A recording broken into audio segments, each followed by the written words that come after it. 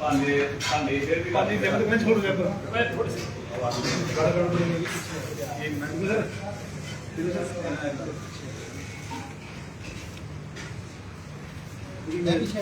Video दे दो sir.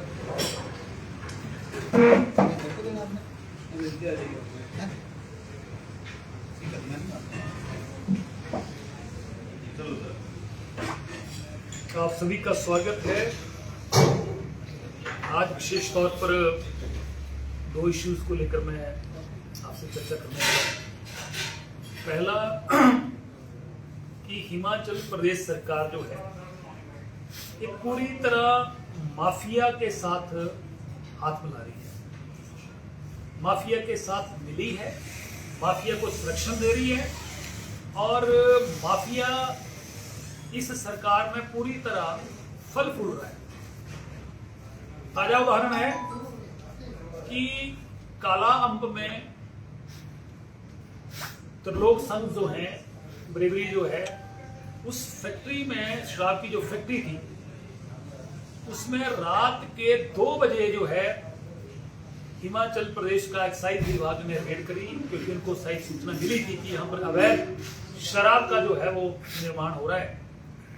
और वहां पर 230 शराब की पेटियां जिनके ऊपर जो लेवल लगा था वो उत्तराखंड का था और 3 लाख के करीब 4 लाख के करीब और भी लेवल जो है वहां पर मिले।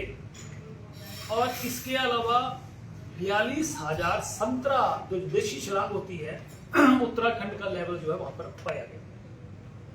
जो लोग वहां पर उस समय रात के समय अवैध शराब के निर्माण में वहां पर बॉटलिंग कर रहे थे, लगभग 20 से 25 लोग थे, जो कि एक्साइज विभाग के लोगों ने उसका खुलासा किया। हैरानी इस बात की है कि जब ऐसी घटना घटी कि हिमाचल प्रदेश में अवैध शराब जो पाई गई, मीडिया में कुछ आ गई, सरकार ने एफआईआर किसी अज्ञात व्यक्ति के नाम दर्ज कर दी।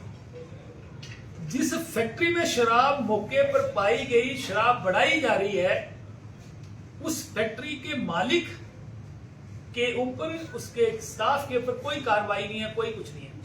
मेरी बिल्डिंग में कोई भी शराब का फैक्ट्री में या मेरी अपनी फैक्ट्री में कोई भी व्यक्ति बाहर का आके कैसे घुस सकता है जब तक मेरी इजाजत नहीं होगी? संभव है। और 4 लाख वहां पर जो लेवल पाए जाए, ये कैसे संभव है? इसका मतलब इससे पहले पता नहीं कितनी हजारों पेटियां वहां से निकल गई हैं। और उसके बाद जो है मुख्यमंत्री कार्यालय जो है पुलिस के ऊपर दबाव बनाता है कि इनके खिलाफ कार्रवाई ना की जाए। तो बड़ी शर्म की बात है।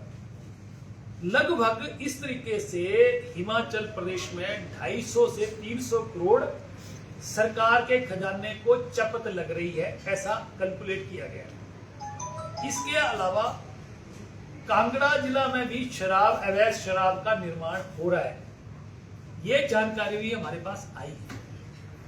और काड़ाम्ब में और भी शराब की फैक्ट्री है, वहां पर भी अवैध शराब का निर्माण किया जा रहा है। अब उसके बाद आपके परमाणु में रेड हुई और वहां पर भी इसी तरीके से धंधा जो है वो अवैध शराब के बॉटलिंग जो है वो वहां पर की जा रही है।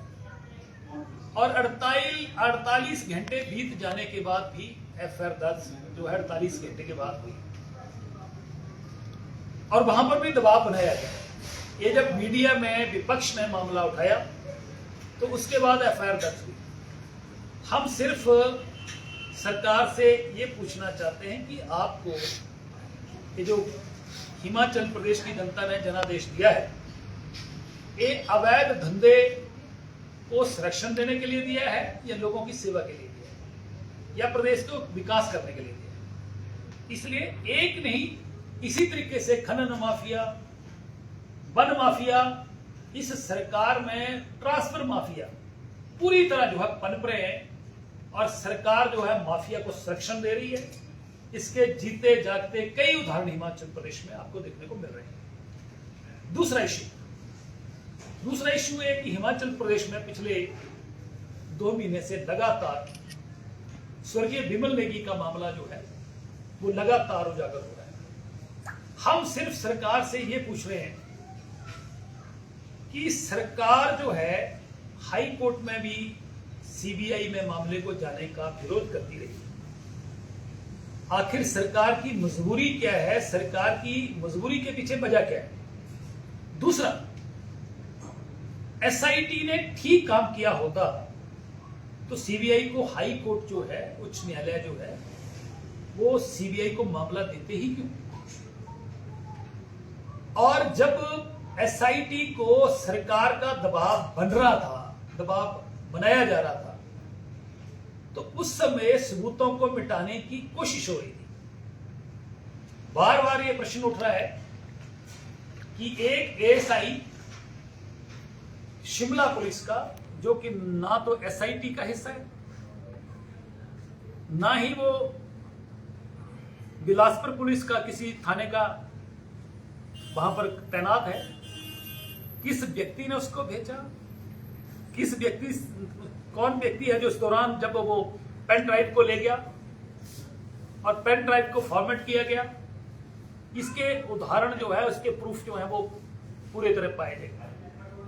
और अब मामला तब और ज्यादा लोगों की नजरों में शक पड़ा कि आखिर शिमला एसपी जो थे, जो कि अभी छुट्टी पर हैं, उनका व्यक्तिगत इंटरेस्ट क्या है, या व्यक्तिगत इंटरेस्ट नहीं है तो कौन नेता है सरकार में बैठा जो कि एसपी को हाई कोर्ट में सीबीआई को मामले को जाने से रोकने की कोशिश कर रहे हैं। पहले वो उन्होंने पिटीशन हाई कोर्ट में डाली, वहां पर कमियां पाई गई कि आप एजी ऑफिस के थ्रू आइए, और जब वो बात नहीं बनी तो व्यक्तिगत तौर पर एसपी ने जो है वहां पर हाई कोर्ट में पिटीशन दायर की। हम सिर्फ इतना पूछना चाह रहे हैं कि एसपी संजीव गांधी का व्यक्तिगत इंटरेस्ट क्या है? क्या वो डिजीज जो पार्टी है उसकी तरफ से है, क्या सरकार की तरफ से है, या सरकार उनको, मुझे तो लगता है कि एसपी रैंक का अधिकारी जो है वो यूज हो रहा है और सरकार जो है उसको इस्तेमाल कर रही है। वरना कोई भी व्यक्ति जिसका कोई ना रिश्तेदारी, ना कोई लेना, ना कोई देना, वो ऐसा क्यों करेगा?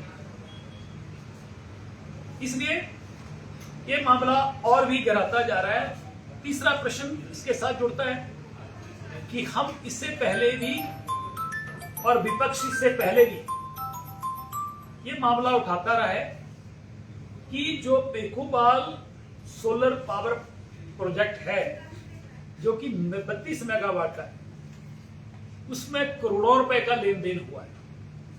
हम फिर वापस को दोहरा रहे हैं, अगर पूरे देश में सोलर प्लांट लगाने के लिए पर मेगावाट 3.5 से 4 करोड़ के बीच में खर्चा आता है, तो क्या कारण है कि इस प्रोजेक्ट में 6 करोड़ 80 लाख रुपया पर मेगावाट खर्चा आया, जो कि लगभग 120 करोड़ का प्रोजेक्ट था, और वो 220 करोड़ में पहुंच गया, तो 100 करोड़ रुपया कौन खा गया?